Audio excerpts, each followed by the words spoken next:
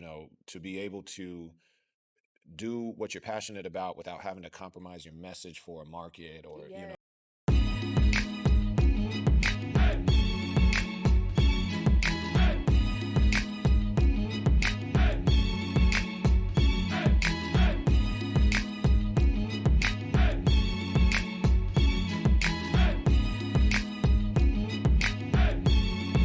Hey y'all, it's your girl SJ here from the Loop Network, and today I have. What's up, y'all? It's Rahman Jamaal. My day ones know me as Ramen. I'm the executive director of Hip Hop Congress since 2015. Here in Atlanta for the first time for our 11th annual conference, which is a tradition that we started way back in 2002, and we've brought it back in the last couple of years. So now we on number 11 here in the ATL. That is a accomplishment. 11 years in the game of doing this conference since then. Yeah, but not consecutive. So we Oh, had like 9 years consecutive, 2002 to 2010, where we hit up a different city, was hosting the conference. So we were in San Jose, Los Angeles, St. Louis, Chicago, Boulder, Athens, Ohio, Biloxi, Mississippi, Seattle, Detroit. And then most recently last year, we were in San Francisco, and this year is Atlanta. awesome. And it's cool you mentioned Chicago because that's actually where I heard about the Hip Hop Congress. I went to an event and somebody was like, "You got to go to this event." And I was like, "Okay, say less. I'm going to pull up." Oh Yeah. yeah, that was like 20. That was been like 2005, maybe around when we Yeah. had the conference When you there. had the So conference then, yeah. yes. So I went to Columbia College Chicago, and they had a hip hop exhibit, and Okay. so some of the members who were a part of Hip Hop Congress were there, and they were like, "Yeah, you need to go." So Yeah, I was like, yeah, "Okay." yeah. So it's It's dope because it's basically like a grassroots network of different scenes in different cities, that have the same love for the culture and want to do something with it beyond just, having fun, which we all know, but really using it for social justice, for education, which is really a big part of social justice is being able to pass our culture.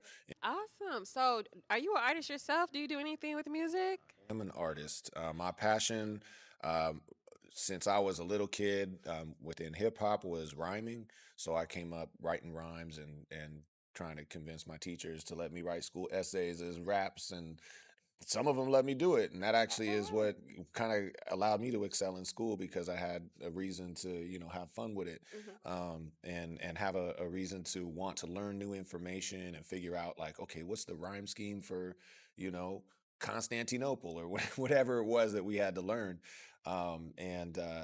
And so, full circle through Hip Hop Congress, meeting different people in the network, like Martha Diaz. I got a shout out because she was a keynote speaker in St. Louis Hmm. back in 2004, and and she was the first one to tell a lot of us artists, fresh in college, and that we don't just have to look at ourselves as entertainers, which is, if you're an artist going to school, anybody saying like, well, if you want to do art, you got to go into the entertainment industry, and that's a rat race. That's like, I mean, 1% of people make it big in Yes. that, right? As However, if you can look at yourself as a cultural worker through your engagement and investment and, just lifestyle in the culture, that gives you experiential expertise, and so she really opened up a lot of our minds to look at ourselves as beyond not just entertainment, but more than that, using entertainment in the classroom, using it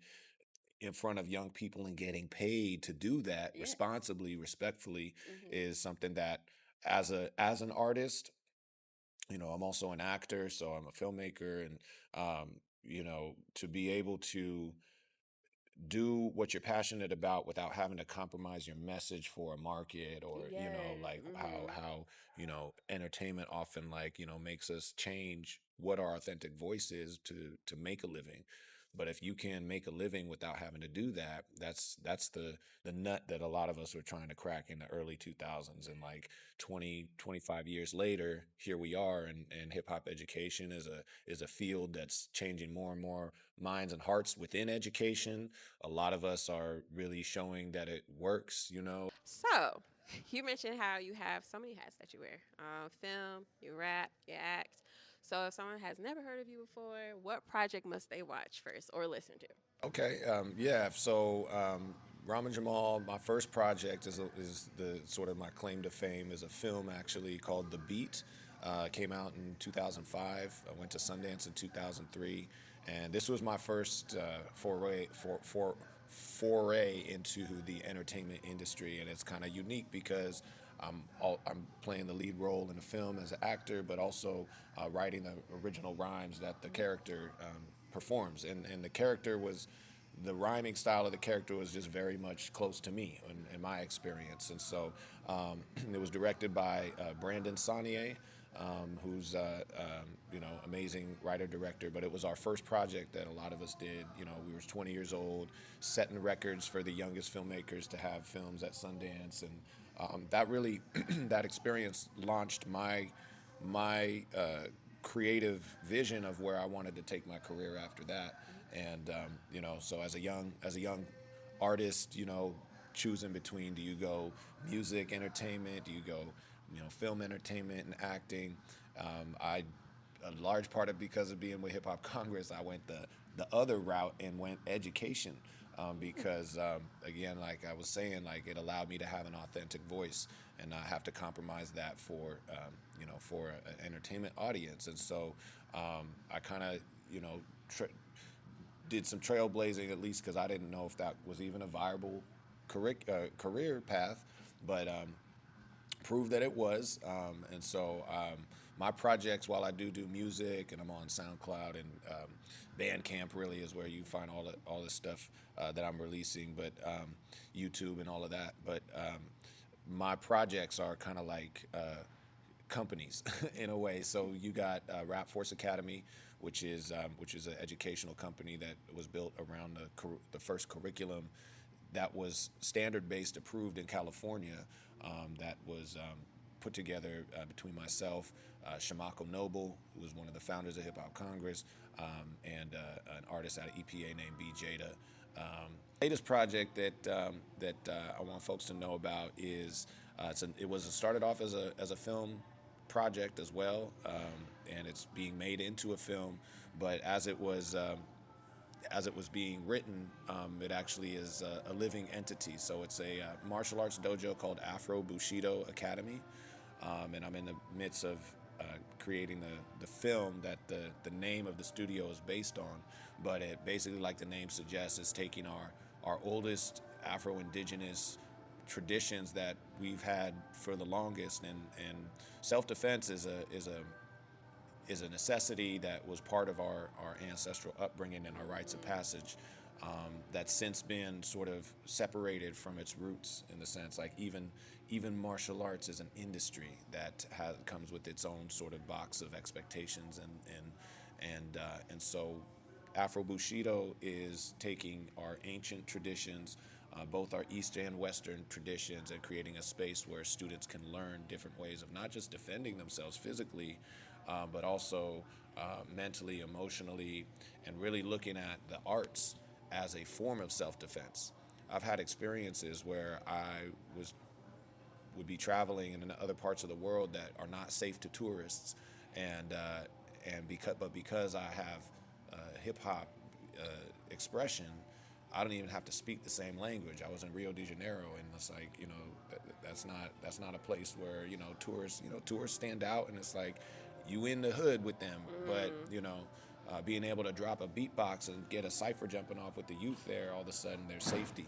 Yeah. In that, there's recognition that goes beyond language even. And so my goal as an artist has never been to be limited in what can be expressed, and to really look at what is needed in the world more than ever and try to express to that. So that's the latest project. I release singles, as friends send me beats, and it's like, yo, what you got for this? I'm always writing rhymes, so there's always endless music to get into, and my rhymes are really the concentration of all the work that I do. So it's like they kind of feed each other, and so yeah, a lot of dope lyricists, give me the respect of being a dope lyricist, and that to me is like, I'm trying to impress myself really with what you can do with the craft, and so to be around a community of people that are on that level of thought and frequency, and really trying to just put sharpen our minds the most is kind of what I'm about. So. Awesome. Well, thank you so much for sharing that. And before we close out, please let them know where to find you on social media. Yeah, so you can find me again. My name Rahman, Rahman, Jamal, Jamaal. Pretty much a Google search and a YouTube search will show a bunch of stuff that you can find. But a couple companies you can follow as well. Rap Force Academy, that's on Instagram, that's on Facebook, website. And then Afro Bushido Academy is also a website, Facebook, IG, and yeah, you see the lifestyle. That's how I live every day, and being connected with the incredible network of individuals that feed my day to day is what I'm wanting to put out and trying to put out to the community to see, like, yo, we out here, we changing the world in all the ways that everybody says the world needs to be changed. And I know there's a lot of folks out there that might be watching this that are doing the same thing. We're here as a network to connect with each other and build, and let iron sharpen iron. So also check out, this is dropping this year. This is a organizational collaborative project called the Hip Hop Communiversity, which is actually going to be the first online platform to really like connect all of us from around the world globally who are using culture to to create the systems of sustainability that we need as a planet. There's a lot of us in every corner of the world finding those solutions for ourselves. And now we just need to build it together. So that's going to be dropping on the birthday of hip hop, August 11th of this year. Ooh. So look for that, Hip Hop Community. Awesome. Well, yes, so you heard him. So he already shared his social media with you guys. Like I say, don't be stingy. Hit that follow button, like, comment, share. Absolutely. So thank you once again for joining us. Yes, my name is SJ from the Loop Network, and we out.